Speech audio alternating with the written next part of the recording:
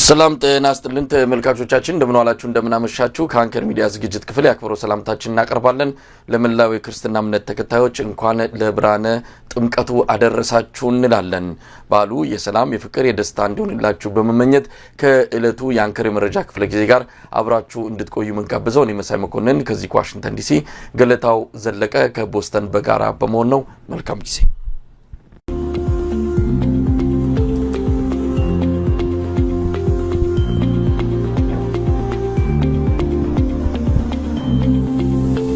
ተናስተልን ገለታው ተናስተልን መሳይ እንኳን ለብርሃነ ጥምቀቱ አደረሰ ለክርስትና እምነት ተከታዮችም እንደዚሁ እንኳን አደረሳችሁ ማለት ወዳለሁ። እንግዲህ በዛሬው ዝግጅታችን ለየጥምቀትን በዓል መነሻ በማድረግ እንደዚሁም በቅርቡ ከዚህ ዓለም በሞት የተለየው የኪነ ጥበብ ሰው ነጻነት ወርቅነህን እንዲሁ እናስታውስበት ባጭሩ ምክንያቱም ሰሞኑን ኢትዮጵያውያን ከዳር እስከ ዳር ሀዘናቸውን የገለጹበት ሁሉም የተስማማበት ማለት ይቻላል ከግራ ከቀኝም ፖለቲከኛውም በሁሉም መስክ ያለው በአንድ ስሜት ውስጥ ሆኖ ሀዘኑን የገለጸበት ከቅርብ ጊዜ ወዲህ እንዲህ አይነት ስብና አይተናናቅም አብዛኞቹ ወደ ፖለቲካው እየተጠጉ ማንነታቸው መጨረሻቸውን ታሪካቸውን እያበላሹ ሀዘናቸው ራሱ በቅጡ እንዳይሆን ያደረጉ ሞታቸውም እንደ ቀልድ የሚያልፉ ብዙ ታላላቅ ሰዎች አልፈዋልና የኪነ ጥበብ ሰው ኮሜዲያን ነጻነት ወርቅነህ ግን በተለየ ሁኔታ በኢትዮጵያን ዘንድ በአንድ ስሜት ውስጥ ሆኖ በሀዘን እንድንቀበለው ሞቱን ያደረገ ታላቅ የጥበብ ሰው ነው ስለሱ ባጭሩ የምናነሳው ይሆናል የአማራ ፋኖ ብሔራዊ ንቅናቄ ትልቁ ክስተት እንግዲህ ሰሞኑን ከሰማናቸው ትልቁ ክስተት ታሪካዊ ተብሎም የተገለጸው ይሄም የአማራ ፋኖ ወደ አንድ ጥላ ወደ አንድ እዝ ስር ገብተው በአንድ ድርጅት የሚጠሩበትን ሁኔታ የፈጠሩበት አጋጣሚ እንደዚሁ በቀላሉ የሚነሳ አይደለም ያንን ተከትሎ በተለያዩ አካባቢዎች የደስታ ሰልፎች የተካሄዱበት የደስታ ርችቶች የተተኮሱበት የደስታ ጥይቶች የተተኮሱበት በብዙ መንገዶች ስሜቶች የተንጸባረቁበት ትዕይንት ነው ይህንን ክስተት እንዲሁ መለስ ብለን እንቃኛለን የብሔራዊ ንቅናቄው ሊቀመንበር አርበኛ ዘመነ ካሴም እንደዚሁ መልእክት አስተላልፏል የተለያዩ ዓለም አቀፍ ደረጃ ኢትዮጵያውያን ማህበራት አሉ የከፋኖ ትግል ጋር በተያያዘ የሚንቀሳቀሱ ማህበራትም እንደዚሁ በየአቅጣጫው የደስታ መልእክቶችን እያስተላለፉ ነው እነሱም ያነሷቸውን አንዳንድ ነገሮች የምንጠቅስ ይሆናል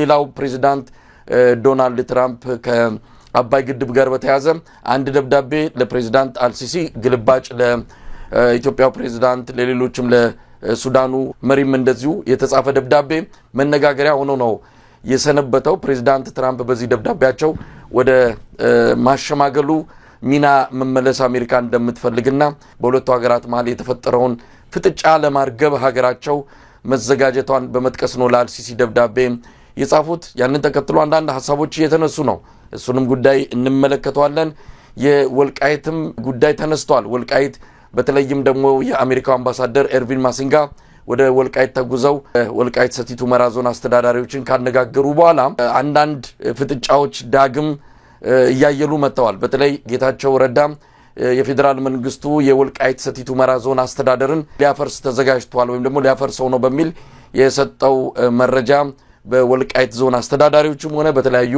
የአማራ ብልጽግና ሰዎችም ጭምር ቁጣን ያስከተለ ጉዳይ ሆኗል እሱንም እንመለከታለን ገለታው እንግዲህ በቀደም ተከተል ጉዳዮችን እያነሳን ሐሳብ እንሰጣለን መረጃም ለህዝቡ እናቀርባለን ማለት ነው ለተመልካቾቻችን ከጥምቀት በዓል እንጀምር እንዴት ነው በዓሉ ትላንት የከተራ በዓል በድምቀት ነው የተከበረው በአዲስ አበባ ጃን ሜዳ በወትሮ ያው በዓሉ በኢትዮጵያ ኦርቶዶክስ ተዋሕዶ ቤተክርስቲያን የሚከበርበት ማዕከላዊ ቦታ የጃን ሜዳ የማክበሪያ ስነ ስርዓት ነው በዛም በርካታ አብያተ ክርስቲያናት ታቦታቸው አድሮ እንደዚሁ የጥምቀት የከተራ ስነ ስርዓቱ መጀመሩ በይፋ የተገለጸበት ዕለት ነው ከዚሁ ጋር ተያይዞ የተለያዩ ጉዳዮችም ተነስተዋል በተለይም ከአልባሳት ጋር በተያያዘ ከሰንደቅ ዓላማ ጋር በተያያዘ ከፍተኛ ክልከላ ነበረ በርካታ ወጣቶች ታስረዋል በተለይ አዲስ አበባ አንዳንድ አካባቢዎች ላይ አፈናና አፈሳ እንደነበረ ነው የሰማነው የኢትዮጵያ ኦርቶዶክስ ተዋሕዶ ቤተክርስቲያን የጠቅላይ ቤተ ክህነት ስራ አስኪያጅ ብፁዕ አቡነ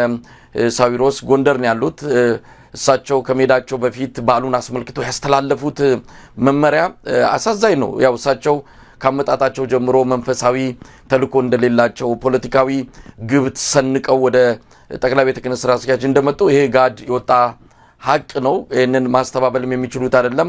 በእያንዳንዱ አጋጣሚ የብልጽግናን አጀንዳ በማስረጽ ብልጽግናን ፖለቲካዊና የተለያዩ ፍላጎቶችን በኢትዮጵያ ኦርቶዶክስ ተዋሕዶ ቤተክርስቲያን ስር እንዲፈጸም የሚተጉና የሚሰሩ እንደሆነ ምዕመናን በደንብ የተረዱት ጉዳይ ነው። አሁንም በዓሉን ህዝቡ ተሳቆ እንዲያከብር የሚለብሰውን የሚያዘወትረውን ከምንም ከፖለቲካ ጋር ሳይያያዝ እምነቱን ብቻ ለማንጸባረቅ የሚገለገልባቸውን የተለያዩ አልባሳትን ጭምር ገደብ እንዲጣል ያደረጉ አባት ናቸው። ለማንኛውም በሳቸው ትዕዛዝ መሰረት ያንን ጥሰው ተገኝተዋል የተባሉ ወጣቶች ሲታፈሱና ሲታሰሩ እንደነበረ ለማወቅ ችለናል። ገለታው በዚህን ጀምርና ጠቅለል አድርገ አስተያየት ሰጥበት። በተለይ በዚህ በሃይማኖታዊ በሆነ በዓል ላይ ብዙ ጊዜ መሳይ እንነጋገራለን። እኛ ሃይማኖታዊ የሆነ ትንታኔ አንሰጥም። እዚህ የመንግስት ባለስልጣናትም ሲሰጡ እየተቃወምን ያለ ነው እና የጥምቀት በዓል ታሪክ መጽሐፍ ቅዱሳዊ ይዘቱ ምንድነው፣ መንፈሳዊ ይዘቱ ምንድነው የሚለውን አይደለም የምናነሳው። ለአድማጭ ተመልካቾች ነው መሳይ ይሄንን የምለው። እኛ አንድ ኢትዮጵያዊ ሃይማኖቱን ወጉንና ትራዲሽኑን ጠብቆ ማምለክ መብት አለው። መንግስት ለምን ነው እዛ ውስጥ የሚገባው? ለምን እየገባ ይሄን አድርግ ይሄን አታድርግ ለምን ይለዋል? አንድ ነገር ትራዲሽን ይሆናል፣ ልምድ ይሆናል። በጥምቀት ላይ የኢትዮጵያን ባንዲራ መያዝ ሲደጋገም ረጅም ጊዜ ሲደጋገም ባህል ይሆናል፣ ካልቸር ይሆናል። ያ በዓል ያለዛ አይደምቅም እና ያንን አንዱን ቀለሙን ሲያወጣበት ያ በዓል አይልም። በተለይ ደግሞ ባንዲራ መያዝ የኢትዮጵያን ባንዲራ መያዝ እንደውም ልታበረታታው መንግስት እንደው እያተመ ብዙ የኢትዮጵያ ባንዲራ ይዛችሁ ደስ ይበላችሁ እንደማለት ከዚህ ኢትዮጵያውያንን የመገንጠል ነገር ሲሰራ ያንን እንቃወማለን። ስለዚህ አንዱ ትልቁ ነገር ያነሳው ነገር መሳይ ይሄ አብይ አህመድ ከመጣ የምናየው ጉድ ነው። በደርግ ጊዜ ሃይማኖት የለኝም የሚል መንግስት እንኳን ያላደረገው እግዚአብሔር የለም የሚል ትምህርት ይዞ መጥቶ ደርግ ብዙ በሃይማኖት ተቋማት ላይ ፈተና ሲያመጣ እንኳን እንደዚህ አይነት ድፍረት አልነበረው። ይሄ መንግስት ግን ከመጣ ጊዜ ጀምሮ በተለይ በዚህ በጥምቀት የኢትዮጵያ ኦርቶዶክስ የአደባባይ በዓላት ላይ መስቀል እና እዚህ ጥምቀት ላይ ከባድ ችግር ወከባ ሲፈጽም ነው የሚያየውና በዓል እንዳይሆን እያደረገ ምዕመናንን እያስለቀሰ እያስከፋቸው ደስ ብሏቸው አምላካቸውን አምልከው ወደ ቤታቸው እንዳይሄዱ እያደረገ ነው ያለው። ቀጥሏል፣ ዛሬም ቀጥሏል እያደረገ ነው ያለው እና ይሄንን ኢትዮጵያውያን ተባብረን ታግለን ዜጎች በነፃነት በእውነት የሚያመልኩበትን ስርዓት መፍጠር አለብን። ያንን መዓዛ ያንን አውድ ኢትዮጵያውያን ማምጣት አለብን መሳይ ታግለን። አንድ ይሄ ነው። ሁለተኛው ነገር ደግሞ ይሄ ያልከው ነገር ይሄ በተለይ የአማራ የፋኖ አንድነትም እየመጣበት ስለሆነ አሁን እንደው ማባበል አንዱን ለብቻው እንዳልከው ሙሽራ ምናምን ሌላውስ እንዴ በጣም እኮ ያስገርማል። ቋንቋቸው ራሱ እኮ የሚያስገርም ነገር እኮ ሙሽራዬ ብሎ በአንድ ሀገር ውስጥ ያለን ማህበረሰብ በተለይ በአማራ ውስጥ ያለውን ለመከፋፈል ለመሞከር ይሄንን አማሮች የነቁበት ይመስለኛል። መቼም በዚህ የሚታለል ያለም አይመስለኝም። በዚህ የፈለገውን ያህል ውሃ ቢቸልስ በዚህ የሚቀዘቅዝ ትግል አለ ብዬ አላስብም። የለም የአማራ ህዝብ በግኗል፣ ያውቀዋል። ጎንደር ወጣት አይደለም እያልተማረ ትምህርት የተከለከለው ወደ ገጠር በወጣን ቁጥር ጎንደር ውስጥ በጣም ብዙ ትምህርት ቤቶች የተዘጉበት እንትን አይደለም፣ ቀጣና አይደለም። ብዙ ሰው በረሃብ የተጠቃበት አይደለም፣ በክሊኒክ የተጎዳ ማህበረሰብ አይደለምና ነጥሎ እንዳልከው በተቻለ መጠን የመከፋፈል ስራ ለመስራት ሲሞክር ህብረተሰባችን ይሄን እንደዚህ አይነት የመከፋፈል ስራህን አቁም ማለት ተገቢ ይመስለኛል። እንደው በዚህ አጋጣሚ እንደገና በዓሉን ለሚያከብሩት ሁሉ መቼም በክፉ ጊዜም ቢሆን መሳይ በዚህ በክፉ ጊዜም ቢሆን በክፉ አውድም ውስጥ ቢሆን እንኳን ለብርሃነ ጥምቀቱ አደረሳችሁ እንደገና ማለት ወዳለው መሳይ። ገለታው እንግዲህ በድጋሚ ለመላው የኢትዮጵያ ኦርቶዶክስ ተዋሕዶ እምነት ተከታዮች በመላው ዓለም ለኤርትራውያንም ጭምር እንኳን ለብርሃነ ጥምቀቱ አደረሳችሁ እንላለን። ባሉ እንግዲህ የሰላም እንዲሆን ነው ምኞታችንን የምንገልጸው። በተለይ በተለያዩ የኢትዮጵያ አካባቢዎች የሰላም የሚለው ቃል ብዙም ትርጉም ያለው አይመስልም።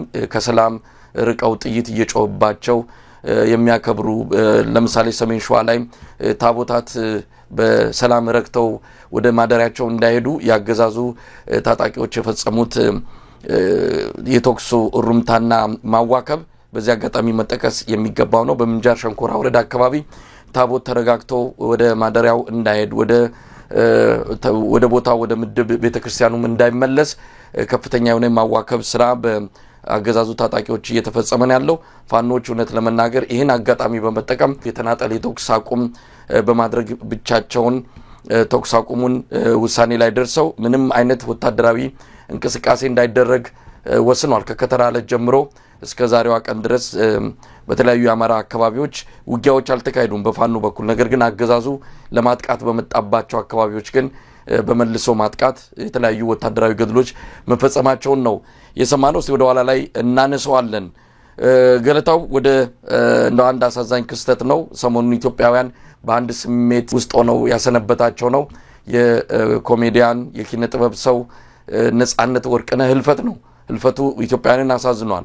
በፖለቲካ ልዩነት፣ በሃይማኖት ልዩነት፣ በጾታ በምን ሳይገደብ ሁሉም በአንድ አይነት ስሜት ውስጥ ሆኖ ነው የኮሜዲያን ነጻነት ወርቅነህን ሞት የሰማውና ስሜቱን የገለጸው። እንዴት አየው? በጣም አሳዛኝ ነው። እውነት ለመናገር ገና ብዙ መስራት በሚችልበት ጊዜ በ43 ዓመቱ ነው ከዚህ ዓለም በሞት የተለየው። ያው ህመም እንዳለበት ይታወቃል። እሱም በተደጋጋሚ ገልጿል። በትላንትናው ዕለት የቀብር ስነ ስርዓቱ በመንበረ ጸባዖት ቅድስት ካቴድራል ቤተክርስቲያን መፈጸሙን ነው እንግዲህ የሰማ ነው።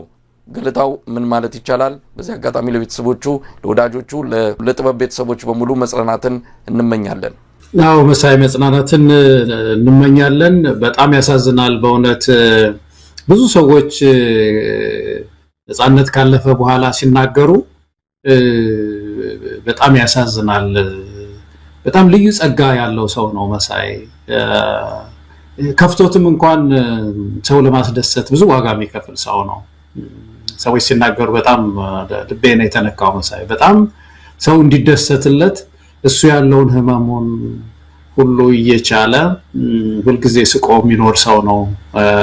ሰውን በመርዳት ደግሞ በጣም ከዚህ ከሙያውን ባሻገር የታወቀ ሰው ነው እና እኛ የምናውቀው ግን በጣም በዚህ ክፉ ጊዜ ሰው በረሃብ በችግር በሚሰቃይበት ጊዜም እንኳን እንደው ፈገግ እንዲል የሚያደርግ ወንድማችን ነው። በእውነት አተነዋል። ኢትዮጵያ አተዋለች። ሌላ ምን ይባላል እንግዲህ። መጽናናት ለቤተሰቦቹ ይሁን ከማለት ውጭ ምንም አንልም። ግን በጣም እኔም በግሌ ያሳዝኖኛል በእውነት መሳይ። ገለታው ብዙ ተብሏል እንዳልከው ነው። በሶሻል ሚዲያው ህፃን አዋቂው ምንድነው የትውልድ ልዩነት እንኳን ሳይፈጠር በሶስት ትውልድ ውስጥ በአያት እንደዚሁ በአባትና በልጅ በሶስቱም ትውልዶች ውስጥ በኩል ስሜት ሀዘኑ የተገለጸለት ታላቅ የጥበብ ሰው ነው። በቅርበት የምናውቀው ባይሆን እንኳን በጥበብ በርቀት በደንብ ስራዎቹን ስንከታተል ነው የቆየ ነው። እኔ በግሌ የሚያስቁ ጉዳዮች ከራቁኝ ሰንብተዋል።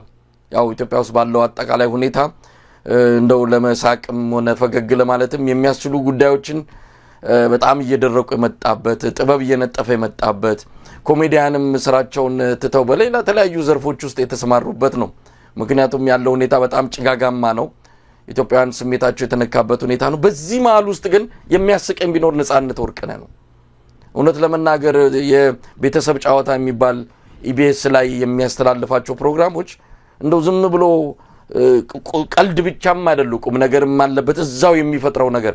ተስፋዬ ካሳን በደንብ የምታውቀው ከሆነ እንዲህ አይነት ተስጦ ያለው ነው። ተስፋዬ ካሳ እዛው ይፈጥራል፣ እዛው በሚታየው ነገር መቀለድ የሚችል ሰው ነው። ነጻነት እንዲህ አይነት ተስጦ ያለው ሰው ነው። መሳቅ ሳትፈልግ የሚያስቅ ሰው ነው። እንግዲህ የቀረቡት ሰዎች የሚጽፉትን የሚናገሩትን ተመልክተናል። መቼም ሳር ቅጠሉ ነው ስለሱ እየጻፈ ያለው። የሚናገሩት ነገር በሙሉ ሀዘን የሚባል ነገር ሰው ፊት ላይ ማየት አይፈልግም። ችግር ማየት አይፈልግም። ቶሎ ብሎ በቀልድ መቀየር የሚችል ከሆነ በገንዘብ መርዳት። እንዲህ አይነት በእውነት ትልቅ ስብዕና ያለው ሰው እንዲህ በጠዋቱ በጊዜ መታጣቱ በጣም የሚያሳዝን ነው። በድጋሚ ለሶስት ልጆቹ መቼም ልጆቹ እዚህ አሜሪካ ነው ያሉት፣ ለባለቤቱ ከባድ ሀዘን ላይ ነው ያሉት። መጽናናትን እንመኛለን። ለጓደኞቹ አንዳንድ ጓደኞቹ ረጅም ዓመታት አብሮት የዘለቁ ናቸው። ከማንም በላይ ሀዘን ሰብሯቸዋል። ነጻነትን ማጣት እንደ ማንኛውም ሰው የሚቀበሉት አልሆነላቸውም። ለእነሱም ጭምር መጽናናትን እንመኛለን። በአጠቃላይ ለጥበብ ቤተሰብ በሙሉ ይህንን የመሰለ ታላቅ የጥበብ ሰው ከጎን ሲጎድል የሚፈጠረውን ክፍተት በግልጽ የሚታወቅ ነውና ያንን የተሰማችሁ በሙሉ መጽናናትን እንዲሰጣችሁ በዚህ አጋጣሚ መልካም ምኞታችንን እንገልጻለን። ከዚህ በላይ ማለት የምንችለው ያለ አይመስለኝም። ገለታው አዎ ይሄንን ነው ማለት የምንችለው። መሳይ ያሳዝናል። እንደነዚህ አይነት ሰዎች መቼም ጌጥ ናቸው በማህበረሰብ ውስጥ። በተለይ እንደዚህ ህብረተሰብን የሚያዝናኑ ሰዎች በቀላሉ አይገኙም። ለዛው አሁን የዚህ ወንድም ለዛው ዝም ብለህ በቀላሉ የምታገኘው ሰው አይደለም። በሰው ልብ ውስጥ ነው የሚቆየው ልቡናችን ውስጥ። አሁን ታስታውሳለህ ወንድማችን አለ ያለባቸው የሞተ ጊዜ አለባቸው ታስታውሳለህ አይደለም? እሱ የሞተ ጊዜ ብዙዎቻችን ተሰብረን ነበር። በጣም ስናድግ ትዝ ይለኛል የነበረን ሜሞሪ እና እንደነዚህ አይነት ሰዎች ትልቅ ዋጋ አላቸው በህብረተሰቡ ውስጥ እና ተጎድተናል ማለት ነው እንደ ሀገር። እንዳልከው ግን ለሁሉም መጽናናት ይሁን። ይሄን ነው ማለት የምንችለው። ገለታው እንግዲህ በዚህ ሰሞን ከሰማናቸው ትልቅ ክስተቶች አንዱ የአማራ ፋኖ ብሔራዊ ንቅናቄ የተመሰረተበት ሁኔታ ነው። ለብዙዎቻችን ስንጠብቀው የነበረ ይሄ ቀን መቼ ነው እውን የሚሆነው ብለን እንዲሁ በጭንቀትም በተስፋም በጉጉትም ስንጠብቀው የነበረ ክስተት ነው።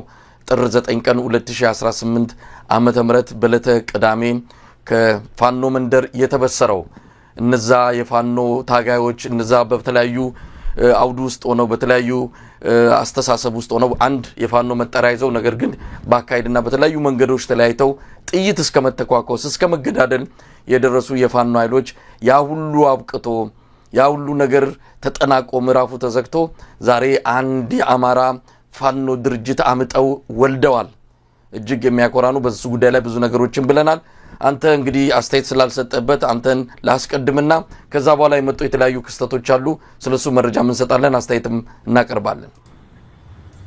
እኔ በመጀመሪያ መሳይ ያው የአማራ ህዝብ ትግል እንግዲህ ከታች ወደ ላይ ነው፣ ህብረተሰብ የፈጠረው ትግል ነው ሲባል ብዙ አደረጃጀቶች ይፈጥራል ማለት ነው። ይሄን በተግባር ያየነው ነው። የተለያዩ አደረጃጀቶች ወደ 100 የሚጠጉ አደረጃጀቶች ተፈጥረው እንግዲህ ያ ሄዶ እድገቱን ጠብቆ አንድ ድርጅት በሂደት መወለድ አለበት ቶሎ መወለድ አለበት የሚል ከፍተኛ ድምጽ ነበረ እና ምጥ በስቶ ጉጉት በስቶ በአማራ ህዝብ ዘንድም በኢትዮጵያውያንም ዘንድም ብዙ የኢትዮጵያ ወንድም እህቶቻችን ይጠይቃሉ። እንዴት ነው ለምንድን ነው ፋኖ ተጠናክሮ መጥቶ ከኛ ጋራ ወደኛ ጥሪ ያደርግም ወይ የሚሉ አሉ ኢትዮጵያውያንና ሲጠበቅ የነበረው መጨረሻ ላይ ይሄ ፍሬ በመታየቱ እኔ በጣም ደስ ብሎኛል።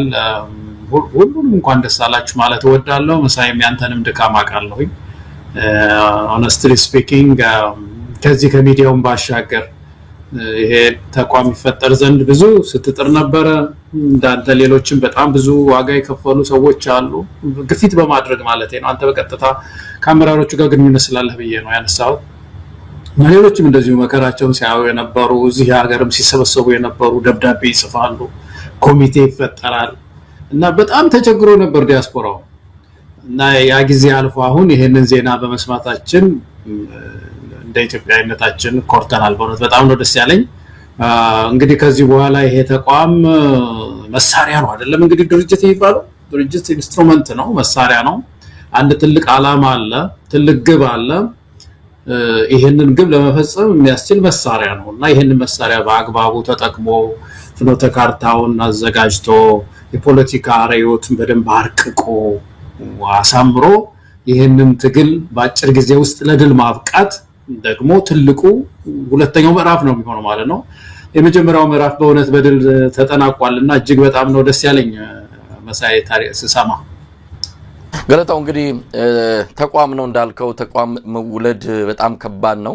አንዴ መሰረቱ ከተጣለ ከዛ በኋላ ስራዎቹ ብዙም የሚከብዱ አይደሉም። ያው ብዙም የሚከብዱ አይደለም ሲባል አልጋ ባልጋ ይሆናል ማለት አይደለም። ግን ተቋምን መሰረትን የመጣል ያህል ከባድ ነገር የለም። ያንን መሰረት ጥለዋል፣ ተመስርቷል። ፋኖ ችግር የለም ማለት አይደለም። ችግሮች አሉ፣ አሁንም ችግሮች ይመጣሉ። ይሄንን ተከትሎ ከውስጥም ከውጭም የደነገጡ በአላማው የማያምኑ ሲገቡም የነበራቸው የተለየ ተልዕኮ ያላቸው አሁንም ችግር ሆኖ መምጣታቸው አይቀርም። ዋናው ነገር መሰረቱ የተጣለበት ሁኔታ እንዴት ነው የሚጸናው የሚለው ላይ አሁን ይህንን ያመጡ አካላት በደንብ አስበውበት የሰሩት እንደሆነ በቅርበት እረዳለሁ። ያ እንደሚሆንም አምናለሁ። ነገር ግን ምንድነው አሁን ከዚህ ተቋም የምንጠብቀው? ምን መደረግ አለበት? እንግዲህ አንዱኑ ተባለ አንዱኑ አንድ የሆኑበት ሁኔታ ምንድነው? ተባበሩ ወይ ተሰባበሩ በሚለው ብቻ ግፊት አይደለም፣ ስለሚያስፈልግም ጭምር ነው። የአማራ ህዝብ አንድ ካልሆነ ለአገዛዞች እድሜ መቀጠል ትልቅ ሚና ነው የሚኖረው።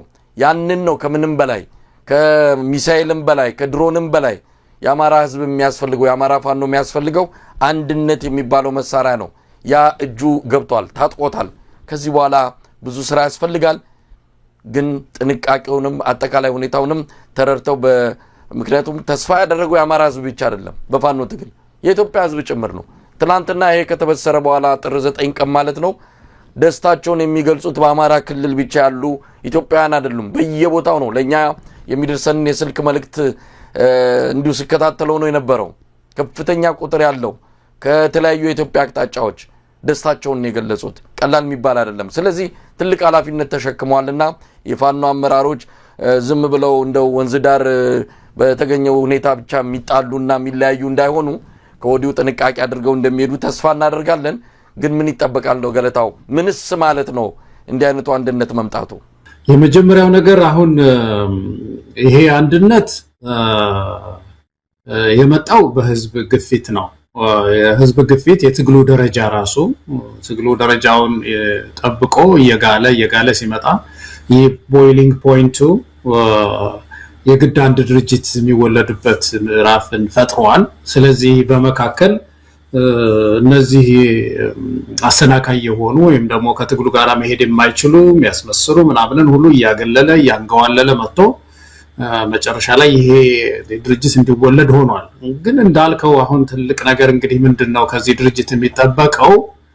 አንደኛ ይሄ የፋኖ እንቅስቃሴ ያለውን ህዝባዊ መሰረት ስናይ፣ ሰፊ ህዝባዊ መሰረት ስናይ በምስራቅ አፍሪካ ላይ በተለይ እዚህ አፍሪካ ቀንድ በምንለው ላይ አንድ ራሱን የቻለ የኃይል ማዕከል እንደሆነ ራሱን ማወቅ ያለበት ይመስለኛል። መሳይ ካለው የህዝብ ድጋፍ የተነሳ የህዝብ ድጋፍ ትልቅ መሰረት ነው ለፖለቲካ እና የፖለቲካ ጥያቄው የለውጥ ጥያቄው በአጠቃላይ በምስራቅ አፍሪካ ላይ አሁን ባለው ሁኔታ አንድ የፓወር ሴንተር እንደሆነ ራሱን በደንብ በዚህ ልዕልና በዚህ ከፍታ ላይ ማየት ይኖርበታል የሚል ነገር አለኝ።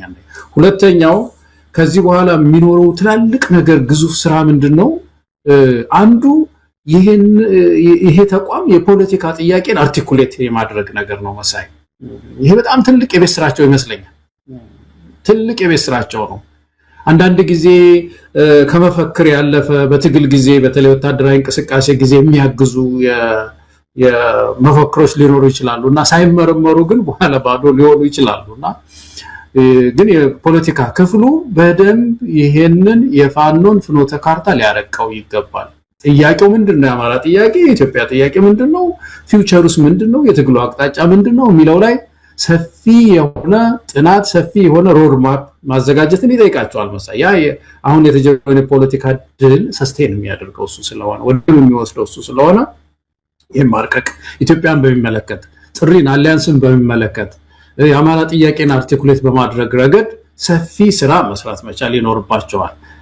አንዱ ያ ነው። ሁለተኛው ወታደራዊ እንቅስቃሴውን በአግባቡ መምራት ነው መሳይ። እንግዲህ ከዚህ በኋላ ወታደራዊ እንቅስቃሴው የፖለቲካ ካፒታል አግኝቷል፣ ታጥቋል። ስለዚህ ይሄንን ወታደራዊ እንቅስቃሴ በአጭር ጊዜ ውስጥ ግቡን እንዲመታ ለማድረግ ስትራቴጂዎችን ነድፈው ጥሩ አሁን ጀነራል ተፈራም አመራር ይሄንን ቦታ በመያዛቸው በጣም ነው ደስ ያለኝ። ብስለት ያለበት ስራ እንደተሰራ አይቻለሁኝ። ሲሰጡት የስልጣን ክፍፍልም መግለጫቸውንም ሳይና ስለዚህ ወታደራዊ እንቅስቃሴውንም ወለድር የማብቃት ስራ ከዛሬ ጀምሮ ይጠብቃቸዋል ማለት ነው። በዚህ ሁኔታ ውስጥ የአማራ ህዝብ እንዳይቆይ ከዚህ በኋላ የኢትዮጵያን አላያንስም ጥሪ ደግሞ በቅርቡ እንዲመጣ፣ ምክንያቱም ይሄ የጋራው ቤታችን አካባቢ ብዙ ጊዜ ያልነው መሳይ ፋኖ አንድ ድርጅት ፈጥሮ እንደው ሀገር ለመመስረት አይደል ወይም ደግሞ አማራን ነፃ አውጥቶ ባህር ዳርን ይዞ ቁጭ የሚልበት አውድ የለም ኢትዮጵያ ውስጥ። ዋናው ችግር ያለው 4 ኪሎ የሁላችን እንደውም በመግለጫቸው ላይ አንድ ጥሩ ቋንቋ ተጠቅመዋል መሳይ። ምንድነው አንድ ሹልቀንድ ያለው ነው ያሉት። ያንንም እየወጋ የሚለው ነገር እኮ በደንብ ነው የገለጹት። ያልወጋው ሰው ኦሮሞን ይወጋዋል፣ ጥሩ አገላለጽ ነው። የአፍሪካው ቀንድ ሹል ቀንድን ያሉት አብይ አህመድን ሲገልጸው መግለጫው ላይ በጣም ጥሩ ነው። መቼም የተነካ ሰው እኮ ቃል ይወጣዋል እና ገብቷቸዋል። በጣም ስለተነኩ ገብቷቸዋል እና ያ ነው ያ ሁሉንም የሚገጭ ስለሆነ እነዚህ የተገጩ ኃይሎች መተባበር አለባቸው። ለዚህ ደግሞ ፋኖ ድርሻው ሰፊ ነው እና አንዴ ነው። ሌሎች ደግሞ ኃይሎች በኦሮሚያ ውስጥ ያሉ፣ በትግራይ ውስጥ ያሉ፣ ደቡብ ውስጥ ያሉ የፋኖን ፈለግ መከተል አለባቸው። እንደዚህ ተበጣጠሰ ትግል ያለበት አካባቢ ማለት ነው። እየተሰባሰቡ እነሱም ለድርድርም ለመተባበርም እንዲመቹ ራሳቸው እንዲመቹ አድርገው መቅረብ ያለባቸው ይመስለኛል እና በአጠቃላይ የፖለቲካ ስራ አለበት። ትልቅ የፖለቲካ ስራ አንዳንድ ጊዜ ድርጅቶች ይመጡና መሳይ የህዝብ ጥያቄ ያልሆነውን የህዝብ ጥያቄ አድርገው ይመጣሉ። ወይም ደግሞ ሳያጠሉት ይመጡ አርቲኩሌት ሳይደረግ ጥያቄ ይመጣል። እነዚህ ችግሮች መቀረፍ አለባቸው። በኢትዮጵያ ፖለቲካ ውስጥ የታዩት እነዚህ ናቸው። በኢሃፓ ጊዜ የታየው ችግር የጥያቄ ችግር ነው። የፖለቲካ ጥያቄ አርቲኩሌት የማድረግ ችግር ነው። በደርግ እንደዛ ነው። አሁን ኢትዮጵያ ትቅደም አለ ደርግ ጊዜ ማን ይከተል ነገር ኢህአዴግ መጣ። የብሔር ብሔረሰብና ህዝቦች ምናምን ብሎ እነሱ ናቸው ቤት የሚሰሩት አለ። እሺ ብሔር የምትለው አማራ፣ ትግሬ ምናምን ነው። ብሔረሰብና ህዝብ እነማን ናቸው ሲባል ከስንት ዓመት በኋላ ፌዴሬሽን ምክር ቤት መቀመጫ የላቸው። እነማን ናቸው? የት ነው የሰፈሩት? እሺ ቆይ ሲሰፈር አሁን ብሔረሰብ የሚባል የሰፈራል ወይ በኢትዮጵያ ውስጥ ተብሎ ሲፈልግ የለም። ታዲያ ለምን ሶስት አድርጋቸው አስቀመጣቸዋቸው? እንደዚህ አይነት በጣም ከባድ ስህተት ይፈጸማል እና ጥያቄውን የፖለቲካ ጥያቄውን በደንብ በማብላላት ረገድ አማካሪም ይዘው አድቫይዘሪ ግሩፕ ነገር ይዘው የፖለቲካ ስራው መስራት ያለባቸው ይመስለኛል። መሳይ ገለታው ጥሩ ሐሳብ ነው። እንግዲህ ይሄን ሁሉ አስበው ብዙ ነገር መርምረው ብዙ ነገር ፈትሸው ከራሳቸው ስህተትና ከራሳቸው ጥንካሬ ብዙ ትምህርቶችን ወስደው ይህንን ተቋም እንደመሰረቱ ምንም ጥርጥር የለውም። እንዳልከው ክፍተቶች እንዳይፈጠሩ በተለይም ደግሞ ትልቅ አደራ ስለተሸከሙ ይሄ አደራ በተለያዩ ምክንያቶች እንዳይጨናገፍ ከማንም በላይ ኃላፊነት አለባቸው። አንድ ግለሰብ አይደሉም። እያንዳንዳቸው ራሳቸውን በከፍታ ላይ ማስቀመጥ አለባቸው። በኢትዮጵያ ደረጃ ብቻ ሳይሆን ምስራቅ አፍሪካ ላይ ሁነኛ ኃይል ሆኖ እየወጣ ነው ፋኖ። እውነት ለመናገር ይህንን ለማጋነን አይደለም። አሁን በአሁኑ ሰዓት በተሻለ ዝግጅነት፣ በተሻለ ጥንካሬ፣ በተሻለ ተልዕኮ ጠንካራ ተቋም የፋኖ ተቋም ነው። የአብይ አህመድ ሰራዊትም አይደለም። የአብይ አህመድ ሰራዊት ቅጥረኛ ሆኗል።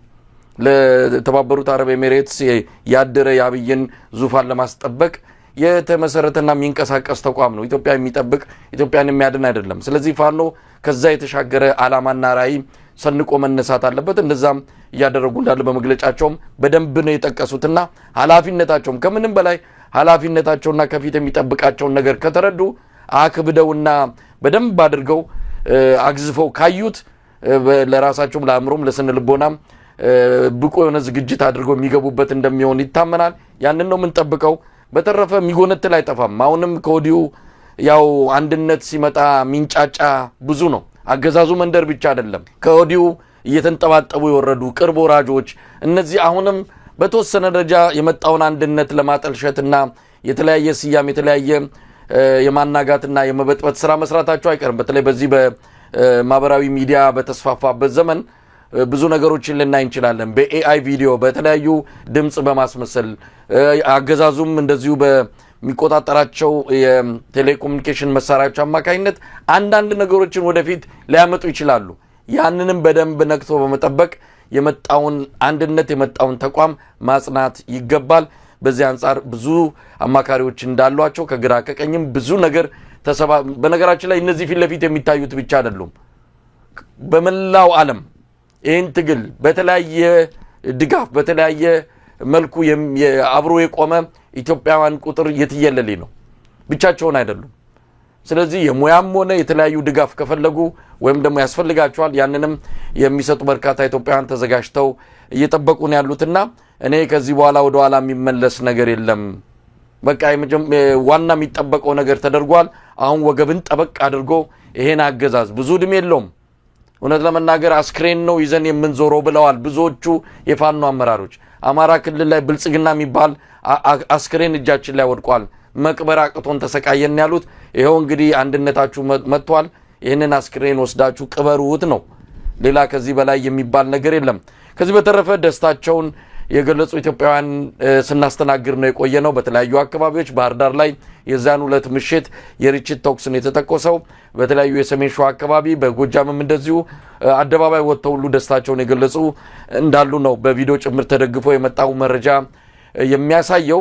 ከዚህ ባሻገር የተለያዩ ድርጅቶችን በመላው ዓለም የሚገኙ የደስታ መግለጫ አስተላልፈዋል። ከአማራ ዲያስፖራ ግሎባል ፎረምም እንደዚሁ መግለጫ ተሰጥቷል። የደስታ መግለጫ ነው። ይሄ ጊዜ እንዲመጣ ላደረጉ ግለሰቦችና የተለያዩ ተቋማት ምስጋና የቀረበበትን መግለጫ እንደዚሁ ደርሶናል።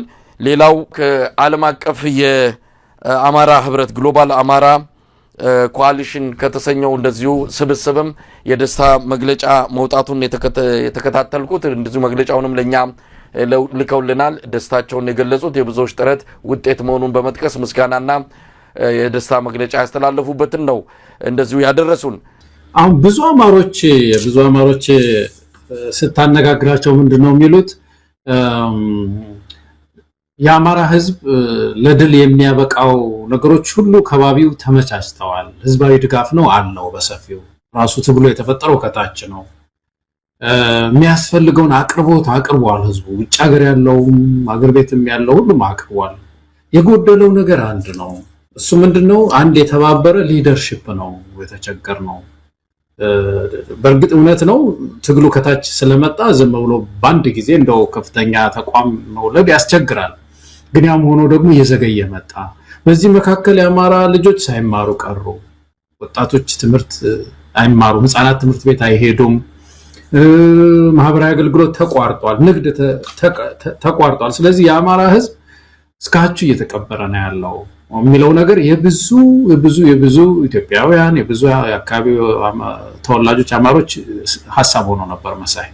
ስለዚህ በዚህ መካከል እንግዲህ አንድ ትልቅ ችግር ተፈታ፣ ተቋሙ ተወልዷል ሲባል እንዴት ደስ አይላቸው? እንዴት ደስ አይልም?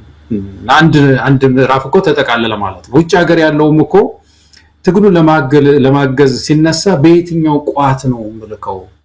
እንዴት አድርጌ ነው ፋኖን ማግዘው ሲል እኮ ቻናል አያገኝም እኮ። በቃ በየትኛው ማአት ብትስጣሽ አደረጃጀቶች ናቸው ያሉት፣ የትኛው ጋር ላግዝ የሚለው ነገር በጣም ያስቸግረዋል። አሁን ሁሉ ነገር መስመር ስለያዘ የውጭ አደረጃጀቱንም ፋኖ አሁን መስመር ስለሚያስይዘው ይሄ ተቋም እርዳታዎችም ድጋፎችም በዚህ መስመር ያልፋሉ የሚለው ነገር በራሱ ሪሶርስን ለማሰባሰብ የሚያስፈልገው ሪሶርስ ለማሰባሰብ ብዙ ችግር ነው የፈታው።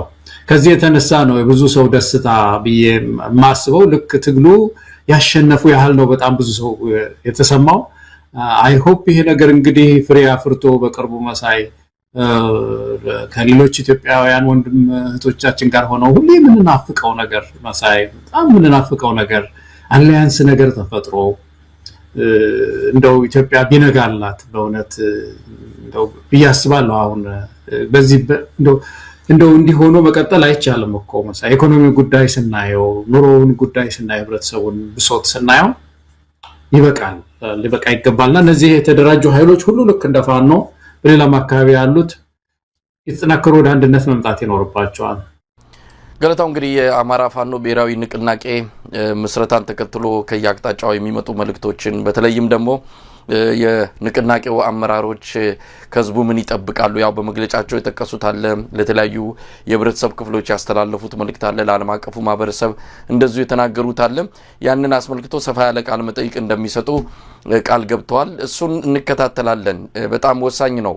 ጥንቃቄ ይደረግ የሚለውን ነገር በተመለከተም ከተለያዩ ወገኖች ጋር እንደዚሁ ስንወያይ የነበረውን ሁኔታ በጣም የሚያስታውሱት ነው። ብዙ ውጣ ወረዶች እንዳለፉ ያንን ግን ወደ ግብና ውጤት ለመቀየር አሁንም ጠንክሮ መስራት እንደሚገባ በተለይም ደግሞ ከትርክት አንጻር ይሄ መረጃ ከማቀበል ከተለያዩ እንቅስቃሴዎች አንጻር አሁን ድርጅት መልክ ስለያዘ ዝም ብሎ የተበታተነና የተበጣጠሰ የመልእክት ወይም ደግሞ ትርክት መኖር የለበትም። ከአንድ ቋት የሚወጣ መሆን ይገባዋል።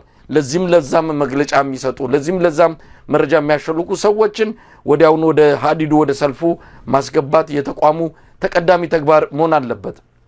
አገዛዙ በግራ በቀኝም መቦጥቦጡ አይቀርም። በዚህም በዛም የሆኑ ነገሮችን ማድረጉ አይቀርም። ለዛ ነገሮችን ዝግ አድርጎ አንድ ወጥ የሆነ አመራር ማዕከላዊነቱን የጠበቀ አሰራር ሊከናወን ይገባል። ወታደራዊ ትግል ነው። ወታደራዊ ትግል ላይ ብዙ ጥንቃቄዎች የሚያስፈልጉ እንደሆነ ይታመናል። የሚታገሉትና ባላንጣቸው የአብይ አህመድ አገዛዝ ነው። ምንም ይሉኝታ የሌለው ኢትዮጵያን ለማጥፋት እስከ መጨረሻው ለመሄድ ምሎ የተገዘተ ይህንንም በአደባባይ የሚናገር በጣም ጨካኝ አረመኔ አገዛዝ ጋር ነው የሚዋጉት። በጣም ትልቅ ኃላፊነትና ትልቅ አደራ ተሸክመው በጥንቃቄ ይህንን ማድረግ ይገባቸዋል። እና አንዳንድ የጥንቃቄ ነገሮች በተለይም አሁን እንደሰማነው ከሆነ ሁሉም ነገር በአንድ ድርጅት ነው የሚከናወነው። ህዝብ ግንኙነቱም በአንድ ድርጅት ነው። ከዚህ በኋላ በዚህም በዛም በግራ በቀኝም እየወጡ መግለጫ መስጠት አይኖርም። በዚህም በዛም የሚደረግ ወታደራዊ ትእዛዝ ስምሪት አይኖርም። ከአንድ ቋት ነው የሚመጣው። ይሄ ነው እንግዲህ የድርጅቱ ዋና ተልእኮና የተመሰረተበትም ዓላማ። እስቲ ገለታው በዚህ አንጻር ምን ማለት ይቻላል? እንግዲህ ድርጅት ያስፈልገው ይሄ እነዚህ ችግሮች ለመቀነስ ነው። የተወካይ ብዛት፣ መግለጫ ሰጪ ብዛት፣ የአማራ ፋኖ የትግል አይዲዮሎጂ ይሄ ነው ይልሃል አንዱ እንዳልከው፣ ሌላው ደግሞ ይሄ ነው ያለው ይልሃል። አንዳንዱ ደግሞ የፋኖን ትግል ማጠልሸት የሚፈልገው አንዱን ይቀማና ወስዶ አማራ ፋኖ እንደዚህ ያለ ብሎ ይላል። እና ይሄ ሁሉ መታረም አለበት። የፐብሊክ ሪሌሽን አለ። ከዚህ በኋላ የፐብሊክ ሪሌሽኑ ወይም ህዝብ ግንኙነቱ የድርጅቱን አቋም እየወጣ አርቲኩሌት እያደረገ ያቀርባል። ያዛ ባሻገር ግን ፋኖ አሁን በተለይ አሁን ትግሉን እንትን ሲያረቀው በተለይ አንዳንድ የቸኩ ቃላቶች አሉ መሳይ እንደዚህ ብሔራዊ እና ብሔርተኝነት ወዘተርፈ የሚባል አባባል እሱ ያረጀ ነው አንደኛ። ሁለተኛ የአማራ ህዝብስ ጥያቄ አሁን አገር ስጡኝ አይደለም ወይም ደግሞ የራሴ ክልል ፍጠሩልኝና በዛ ክልል ላይ አማራ የሆነ ሰው ያስተዳድረኝ ሌላን ሰው ነቅሼ ላውጣ ከክልሉም አይደለም። እንደዚህ አይነት ጥያቄ የለውም አማራ። እንደውም ከክልሉ ውጪ ያሉ በማንነታቸው የተጠቁ ነው አንዱ የአማራ ህዝብ ጥያቄ። ስለዚህ ይሄንን እነዚህን ጥያቄዎች የማጥራት ስራ መሰራት አለበት ፋኖ ላይ የሚለው ነገር እኔ በጣም ዋና ጉዳይ አንከር ይመስለኛል ወደፊቱ። አሁን በተለይ ይሄ ፖሊሲ ጥናት ምርምር እስክንድር ጎበዝ ነው በዚህ ነገር ላይ እሱ ያንን ቦታ እንደያዘ ስላየሁኝ ነው። እንደዚህ አድርገው ጥሩ ሮድ ማፕ ያመጣሉ ብዬ አስባለሁ። ግን ጥንቃቄው ከሁሉም በላይ ትልቁ ጥንቃቄ እንግዲህ አንድ ድርጅት ሲሆን ደግሞ ያው እንግዲህ የተለያዩ ዲስአድቫንቴጅስ የምንላቸው አሉ አይደለም ትግል ስለሆነ እና ይሄንን ተቋም ለመምታት እነዚህን ከፍተኛ አመራሮችን የሆነ ነገር ለማድረግ መንግስት የማይሰራው ነገር አይኖርም። ስለዚህ ዙሪያውን በእውነት የብረት አጥር ሆነው ህዝቡም ሊጠብቃቸው ይገባል። እነሱም ጥንቁቅ ሆነው ይሄን ክፉ ጊዜ ያልፈው የአማራን ህዝብ ትግል ጫፍ የማድረስ ኃላፊነት አለባቸው። እንግዲህ ውጭ ሀገርም ያለው አሁን ጥሩ መስመር ይዞለታል ትግሉ። ከዚህ በኋላ ቅሌን ጨርቄን ያለ አይመስለኝም። አማራ ፋኖን ትግል ደግፎ ለድል መብቃት ነው። እንግዲህ እዛ አንድነት ከመጣ ውጭ ያለው አንድነት የማይመጣበት ምንም ምክንያት የለም። ሁልጊዜ ሰበብ ምክንያቱ እዛ እኮ ስለተለያዩ ነው እዚህም የተለያዩ ድርጅቶች እየተፈጠሩ ያሉት የሚል ነው። አሁን ሰበብ ምክንያት የለም። እዛ አንድ ሆኗል።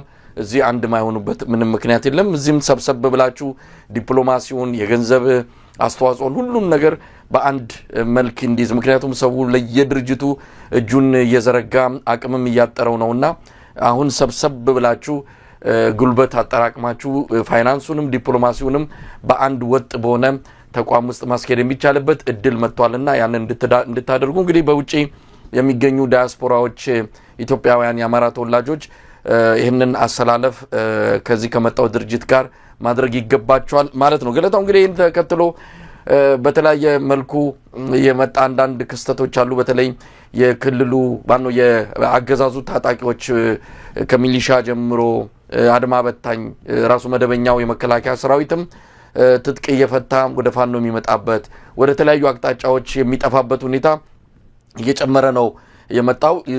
ከዚህ በተጨማሪም ፋኖች የጥምቀት በዓልን የከተራ በዓልን አስመልክተው የተናጠል ተኩስ ቢያደርጉም አገዛዙ ግን ያው በየቦታው ትንኮሳ በየቦታው ጥቃት እየፈጸመ በመሆኑ በመልሶ ማጥቃት ውጊያዎች ሲደረጉ ነበር። በፋኖ አነሳሽነት የተደረጉ ውጊያዎች አይደሉም ባለፉት 2 ቀናት የተካሄዱት። አገዛዙ ራሱ ጥቃት ሲፈጽም በመልሶ ማጥቃት የተደረጉ አውደ ውጊያዎች እንዳሉ ነው የሰማነው። በዚህም በርካታ እንደተለመደው የተማረኩ የእጅ የሰጡ እንደዚሁም የተደመሰሱ ያገዛዙ ሰራዊት አባላት እንዳሉ በመሳሪያ ረገድ እንደዚሁ ከፍተኛ ቁጥር ያለው መሳሪያ መማረኩን ነው የተረዳ ነው። ሌላው ትልቁ ክስተትና በጣም አስገራሚ የሆነው በሌሎች ሚዲያዎች በቢቢሲ ሳይቀር ሰፊ ሽፋን የተሰጠው አገዛዙ የገዛ ታጣቂዎችን በድሮን መጨፍጨፉ ነው።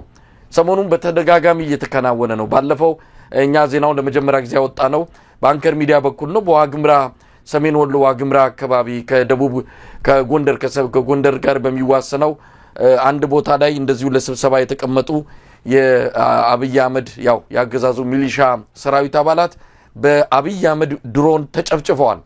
በወቅቱኛ 105 ናቸው። ከዛ ውስጥ 65ቱ ሚሊሻዎች ናቸው፣ 40ዎቹ ደግሞ ንጹሃን ናቸው በሚል ነበር ዘገባውን እየሰራ ነው። ቢቢሲ በእርግጥ ቁጥሩን ወደ ታች አውርዶታል። አሁን ዛሬ በመጣው መረጃ ግን በአጠቃላይ በዛ አካባቢ በድሮን ጥቃት የተገደሉ የሚሊሻ አባላትና የንጹሃን ዜጎች ቁጥር ከ200 በላይ እንደሚበልጥ ነው የሰማ ነው። ቁጥሩ በከፍተኛ ሁኔታ ጨምሯል። የአካባቢው የመንግስት ባለስልጣናት ሳይቀር በስህተት ነው ተብሎ የተገለጸውን መቀበል አልፈለጉም። በስህተት የሚል ምክንያት ነው የተሰጠው። ይህ እንዳለ ሆኖ ዛሬ ምናልባትም ይህንን ፕሮግራም ከማስተላለፋችን ከ5 ሰዓት በፊት በደቡብ ወሎ ተመሳሳይ የድሮን ጥቃት በሚሊሻ ሰራዊት ላይ ተፈጽሟል። በራሱ የገዛ ሚሊሻ ሰራዊቱ ላይ ወደ 30 የሚጠጉ የሚሊሻ ሰራዊት አባላት እንደተገደሉ ነው የሰማ ነው። ለምንድነው አብይ አህመድ በተከታታይ የአማራ ክልል ሚሊሻ ሰራዊት አባላት ላይ ጥቃት እየፈጸመ ያለው? የተለየ ተልዕኮ አለ ወይ? ስህተት የሚባል ነገር እየተነገረን ነው። ሌላው በዚሁ ጋር ተያይዘው ባለፈውም እንደዚሁ ጎጃም አካባቢ በማሰልጠኛ ውስጥ የነበሩ የመከላከያ ሰራዊት አባላት ላይ ጀማሪ የድሮን ባለሙያዎች በፈጸሙት ስህተት ተብሎ 130 የሚገመቱ የአብይ አህመድ ወታደሮች በገዛ በአብይ አህመድ ድሮን መገደላቸውን ሰምተናል። ምን ማለት ነው ገለታው? እንግዲህ ይሄ አይነት ነገሩ ሰራዊቱን በከፍተኛ ቁጭት ውስጥና ብስጭት ውስጥ ከቶታል። በዚህም የተነሳ መሳሪያቸውን እንደያዙ እየተኮሱ ጭምር ወደ ፋኖ የገቡ በርካታ ሚሊሻ አባላት እንዳሉ ነው የሰማ ነው። ምን ማለት ይቻላል ገለታው? እኔ እንደው ስትናገር መሳይ መቼም የሚሊተሪ ባለሙያዎች ደግሞ የሚሉት ነገር ሊኖራቸው ይችላል፣ ግን የፈረሰ ስርዓት እኮ ነው። በቃ በጣም የፈረሰ ስርዓት ነው እና የተበላሸ ስርዓት ስለሆነ የሚወስደውን እርምጃ ያውቀዋል ወይ? ታርጌቱንስ ይመታል ወይ? ያውቀዋል ወይ? ማፕስ አለው ወይ? ይሄን የሚለው የሌላ የሚለው ሳለው ወይ? ይሄ ሰውዬ እኮ ከስረናል እኮ መሳይ እንዳቀር በጣም አሁን አዲስ አበባ ቁጭ ያለ አንድ አዲስ ዩኒቨርሲቲ አንድ የሆነች አዳራሽ ውስጥ ገብቶ ፋይናንስ መርታ ይልሃል የምናምን መርታ ይልሃል። በቃ እንደዚህ ያደረጋለሁ ሲል ሰው ያለ ይመስለዋል እንጂ ሰውዬው የለም መሳይ የለም። አሁን የፋኖ መጠናከር ሌሎች ድርጅቶችም ተጠናክረው ትንሽ የሚገፉት ማዕከላዊ መንግስቱ በጣም ደካማ ነው እና እዙ ፈርሷል። ስለዚህ አንዳንድ ኃይላት የፈለጉትንም ሊያደርጉ የሚችሉበት ሁኔታም ሊኖር ይችላል። ጥላቻም ሊኖራቸው ይችላል። ለዚህ ነው አንድ ጊዜ ኦነግ ነው ስለ ምናምን ሲያወራ እያንዳንዳችሁ ብትፋቁ ብሎ እንደፈጣለው ዛሬ ምንድናችሁ ብሏል እና ወይ እነዚህ ሚሊሻዎች የሚፋቁ ፋኖ ናቸው ሊሏቸው ይችላል እና ማጥቃት አለብን ብለውም ሊያጠቋቸው ይችላሉ፣ ሊሰልሏቸው ይችላሉ። ንግግሩ ላይ እንትኑ ላይ ሲሰልሏቸው አብዛኛውን የእንዶች መሳሪያ ያላገኝ እንጂ ሄዳለው ሊልም ይችላል። ስለዚህ እዛ አካባቢ ያሉ ሚሊሻዎችም የወዳቸውን በወዳቸው ይዘው የሚቀበሉት መሳሪያ ምናምንም ይዘው ጨዋታ ምንም ሳያበዙ ወደ ፋኖ ነው መጠቃለል ያለባቸው እንጂ ዝም ብለው ማለቅ የለባቸውም። የአማራ ፋኖ መቀላቀል ከባድ አይደለም። ብዙ ቆላ መውረድ ብዙ ከባድ ሰርጥ ይባላል በእኛ ሀገር። እሱን መሻገር አያስፈልግም። በቀላሉ ፋኖን ማግኘት ስለሚቻል እናንተ አማራ ውስጥ ያላችሁ ሚሊሻዎች ተመልከቱ እየሰራ እንደሆነ ይሄ ሰውዬ ትንሽ ቅር የሚለውም ሰው እንኳን አይደለምና እጃቸውን ስጡ ነው ማለት የምንችለው። ግን ስርዓቱ ፈርሷል። ይሄ የድሮን ጥቃት ታርጌት የመታበት ጊዜ የለም። ሁሌ እንከታተላለን መሰለኝ አይደለም። ታርጌቱን መጥቶ የፋኖን ሰራዊት በመግታት ረገድ ይሄን ሚና ተጫወተው የምትለው የለም። ሲቪሊያንስ ነው የሚጨፈጭፈው። ሄዶ ደግሞ መጨረሻ ላይ የሚሰለጥኑ የራስ ወታደሮች ናቸው የሚላቸውን ሚሊሻዎች ነው እየጨፈጨፈ ያለው። አንዳንዱ ደግሞ ዝም ብሎ ነው ሜዳ ላይ ነው ጥሎ የሚፈነዳው እና በኢኮኖሚም እያከሰረና ያለው በወታደራዊ ነጥብ ግን የለውም ያመጣ ያለው ያስመዘገበው ያለው ነጥብ የለውም እንደው ይሄንን ነው ማለት የምችለው መሳይ ሚሊሻው እጁን መስጠት ነው ያለበት